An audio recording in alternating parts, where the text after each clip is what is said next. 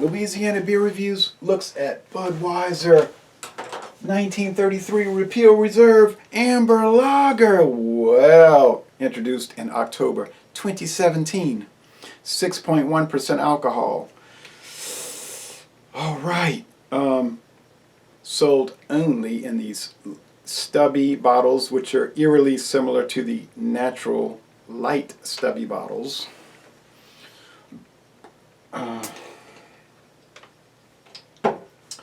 Here's some of my props. A Budweiser chalice. Nice, huh? A Budweiser painted glass.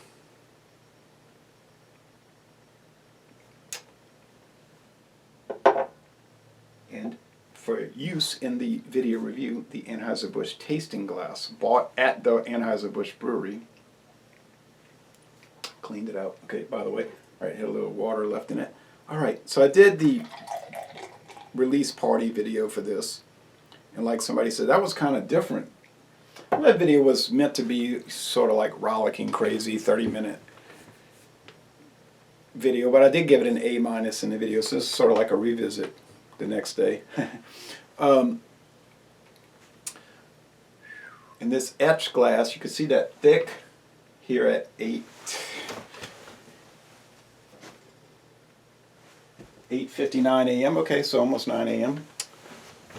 I'm going to do my written review on Beer Advocate for this.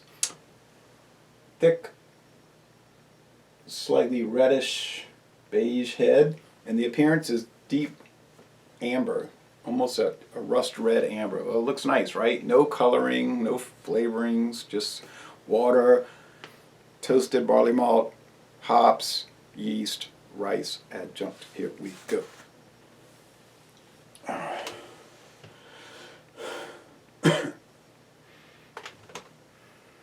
Now somebody had said, oh, it's just a repackaged Busch Signature Copper Lager.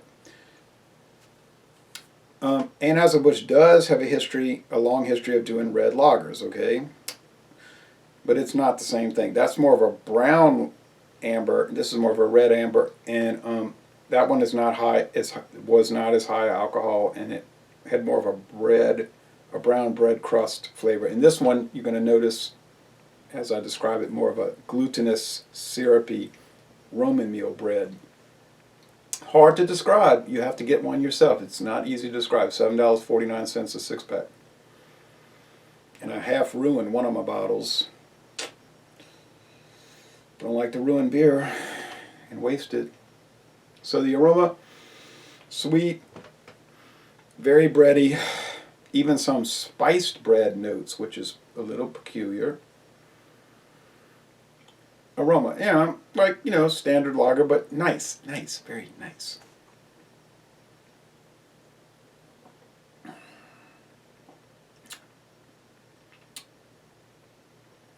Things start to develop very well in the taste. It's sweet, but it isn't too sweet. It's bitter from the hops, but not too bitter. I don't know what kind of hops they're using. They don't really say on the website. I'm thinking the IBU must be in the 20s. 22, 23, something like that. The mouth feels high medium. There's a little viscosity there. A little bit, not much. A slight chew from that high medium, right? 6.1, we're looking at a malt liquor is what we're looking at. I heard somebody say, it was Albino Rhino, he said malt liquors don't use hops. Well, they do use hops.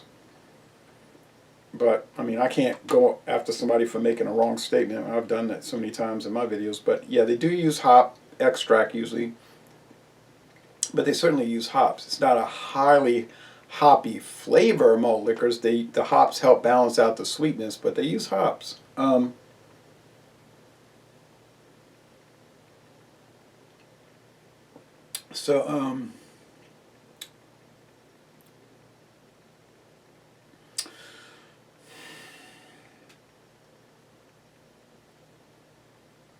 The people that are turned off by IPAs would probably not be turned off by this, because it's a much more bready, malty, bread crust-oriented item. Think along the lines of a Martzen, a Fest beer. an Oktoberfest beer. In some ways, this is almost like Budweiser Oktoberfest beer, and I think that's a good way to describe it. They didn't want to market it that way, but if, and I know some people don't like Oktoberfest beers, but if you like the Martins, this should work. And I think this really is what it is. Or maybe Dunkelbock. Probably the old 1950s Budweiser Bock was similar to this, but that was probably more similar to the Busch Signature Copper Lager, really. But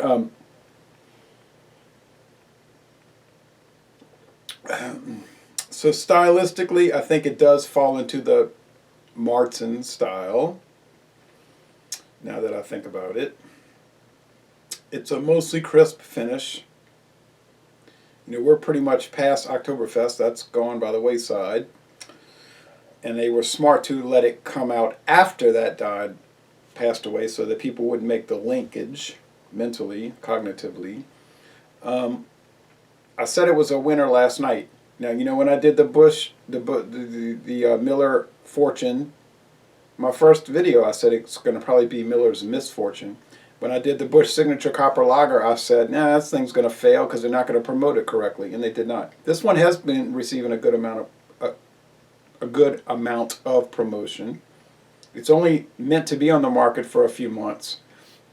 And I think in that sense it might be successful. Now, if they would do this series where every few months, let's say 3 times a year, every 4 months, come out with a new specialty lager or even ale, that might be a successful formula for the company. Put them out, let people try them, and move on to the next thing. I know back in the 40s, Schaefer had Schaefer Pale Lager. It's a special lager variant which they promoted, and they let it go. Maybe they were hoping it'd be permanent, didn't last.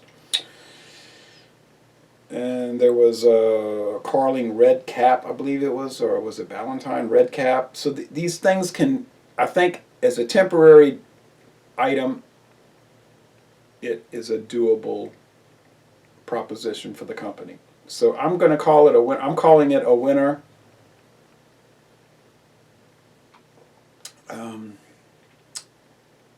For a Saturday, you know, you could be watching this on a Thursday in 2028, but you know, these videos tend to exist out of time. Nice lacing, everything about it is nice. I really don't see anything wrong with it. To drink a bunch of Martins one after the other all throughout the week, that doesn't really appeal to me, but maybe twice a week, yeah, it really does work well. So I would highly recommend it. Going to stick with the A-, 90-91 out of 100. I think it is an excellent product. And they put out some great stuff. The Rolling Rock Amber Lager, another wonderful beer. That Killarney's was really good. The Busch Signature Copper Lager. You know, they got the. I like the Michelob Amberbock. Some people take issue with it. I don't. The Ziegenbock. The company has a history with red lagers or amber lagers. So if you get it, buy and try, and I have a feeling you're going to like it. So Les Bon Ton Roulé, excellent product from Anheuser-Busch InBev. Looks beautiful in the glass. And I'm going to also try a little bit of the saltines without the salt on the top. And the Limburger cheese from Country Castle of Wisconsin. Some Louisiana brand hot sauce from Iberville, Louisiana.